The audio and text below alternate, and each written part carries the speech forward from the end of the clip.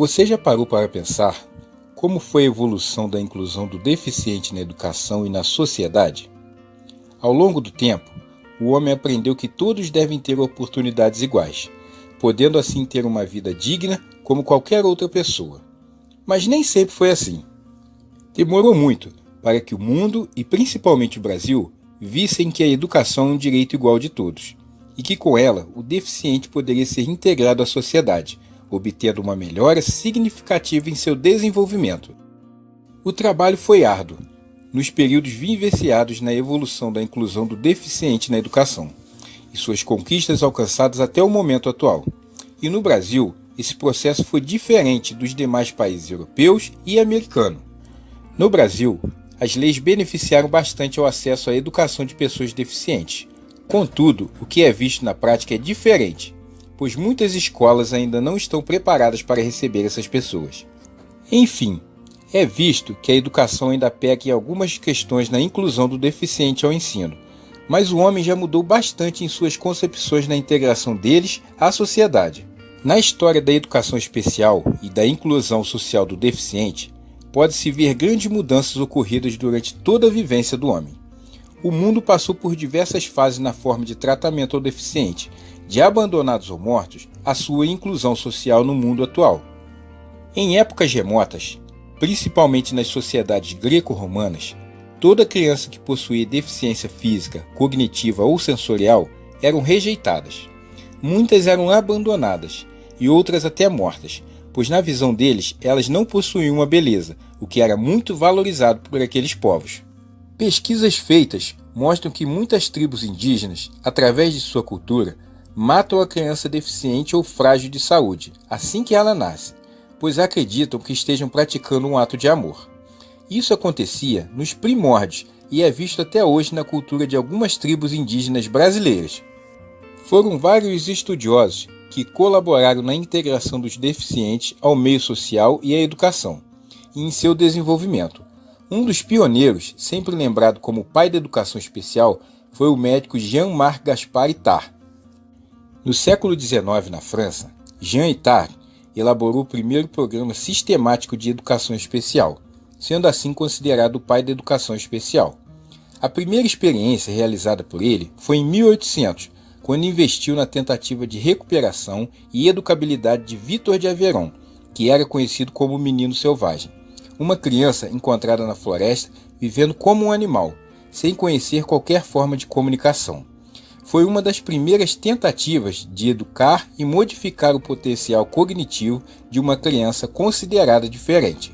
Victor vivia na selva em meio aos animais, e não falava e nem tinha o comportamento de um ser humano, pois por ter sido abandonado na mata, teve contato somente com os animais, seguindo assim seus hábitos de vida. Essa experiência foi um marco na história da educação especial, pois depois disso foram desenvolvidos vários programas para a inclusão e desenvolvimento dos deficientes no mundo. Foram criadas várias instituições e hospitais para atendimento dos deficientes ao redor do mundo. E no Brasil demorou um pouco, vindo a ser implantado a partir do século XIX, no então governo imperial. A história da educação especial no Brasil foi determinada pelos costumes e informações vindas da Europa. O abandono de crianças com deficiência nas ruas, portas de conventos e igrejas era comum no século XVII, que acabavam sendo devoradas por cães ou acabavam morrendo de frio, fome ou sede. A criação da roda de expostos em Salvador e Rio de Janeiro no início do século XVIII e em São Paulo no início do século XIX deu início à institucionalização dessas crianças, que eram cuidadas por religiosas.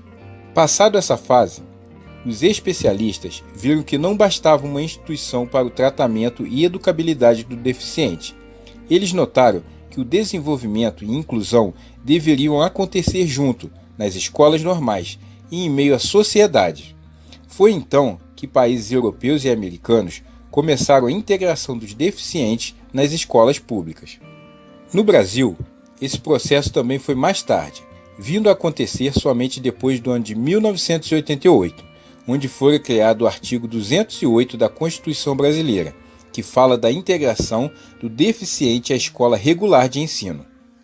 É visto que a inclusão do deficiente ao meio social e na educação vem se transformando ao longo do tempo, e que melhoras são estudadas e aplicadas. Porém, muito se tem a fazer para o desenvolvimento da educação especial.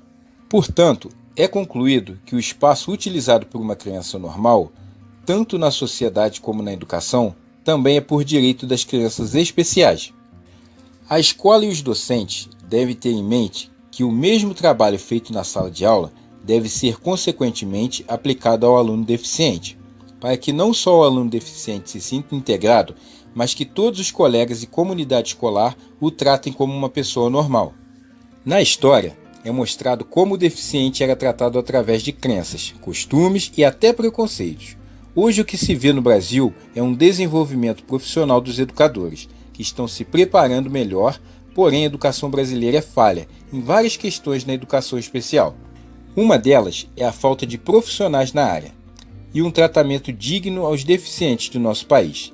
Enfim, por ser uma realidade vivida hoje, a educação especial deve ser um trabalho árduo não só dos governantes, mas da educação e de toda a sociedade. Talvez você não saiba, mas muitas pessoas consideradas deficientes fizeram feitos incríveis ao longo do tempo, como por exemplo, Agatha Christie, a famosa escritora, fez milhões de fãs em todo o mundo a partir de seus romances. No entanto, quando criança, ela sofria de dislexia, que dificultava sua escrita, mas Agatha superou o problema. Albert Einstein, uma das mentes mais brilhantes, também superou suas deficiências quando criança. Ele tinha um problema na memória, que fazia-o esquecer as coisas mais simples, incluindo os meses do ano, mas ele era um gênio nas coisas mais difíceis. Franklin Delano Roosevelt é muitas vezes considerado um dos maiores presidentes que os Estados Unidos já teve. No entanto, ele vivia em uma cadeira de rodas, devido à poliomielite, que resultou em um permanente estado de paralisia.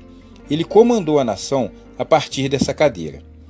Stephen Hawking foi um famoso físico teórico britânico com mais de 40 anos de carreira.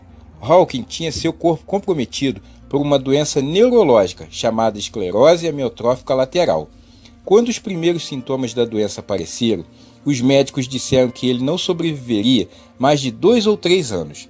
Seus movimentos foram comprometidos gradualmente, mas sua capacidade intelectual ficou intacta e ele fez grandes realizações. Sem falarmos no campo dos esportes. Quantos são os exemplos de superação?